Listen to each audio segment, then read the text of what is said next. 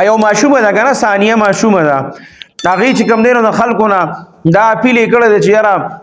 که زما سل رونه وي او بس دی غریبانانو باندې ما پیسې تقسیمولې نو داسې قسمه ماشومان اکثر په میډیا باندې راشي او هغه یو بس هغه وایرل شي نو بیا خلک چې زمونږ د پښتانه نو هغه بیا داسې کیږي کنه چې هغه د میل نه پریدي د شپې او دروازې او پسې ورختای بس هغه میکونه وته نیولي نو دا ماشومان د دې عادتونه دې سره ګوري خراب شي داسې ماشومان ګوري بیا خراب شي د دې مور او پلار ته زما درخواست دی چې دا د دې خلکو نه اوساته هر چا سره چې کم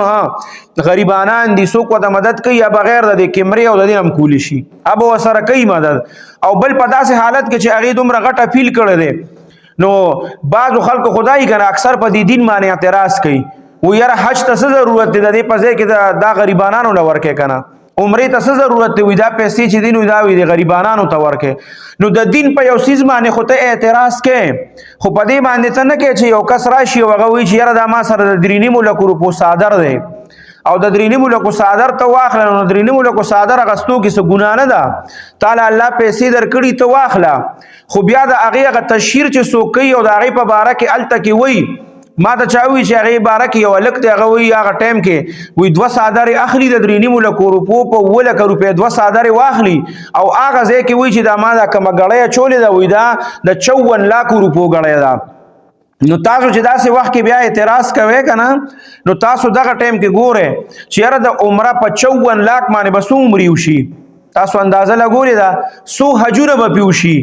او هغه کس دغه یو غړی چولې زه په هغه اعتراض نه کوم الله دې ور نور هم ورکي او دا کم چې دا صادر خرڅي په 3.5 لک روپۍ غره دې الله ډېری ورکي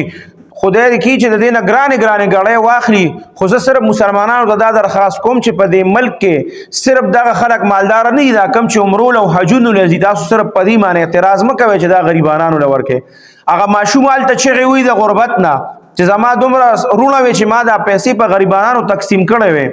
او یو ځای کې هم په دغه ملک کې په پښتنو کې په دغه صوبه کې څوک په 3.5 لک روپۍ صادر اخلي څوک د 54 لک روپو د 60 لک روپو غړې استعمالي نو تاسو په خپل سوچو کې چې دا اعتراض دا په دغه دین والا پکار دی کنه دا په دې والا پکار دی خدای دې دین نور ورکی زه په دې اعتراض نه کوم خدای دې کې چې د 15 لک روپو صادر واخلي او په شریعت کې څه ګناه هم نه ده چې هغه دونه ګران صادر استعمال کی خو زه صرف دغه خلکو ته آینه خیمه چې تاسو صرف اعتراض په دې مکوئ چې دا عمرې لاړو نو دا غریبانانو لور کې او دا حج لاړو نو دا غریبانانو لور کې نه په دې ملک کې داسې نور خلک هم شته چې هغه په دې سيزونو باندې پیسې لګي نو هغه تاسو دې طرف ته هم متوجه کې یوازې په دین پسې کېږئ ما چې تاسو صرف د دین د سيزونو واخلو په هغه پسې خبرې شروع کې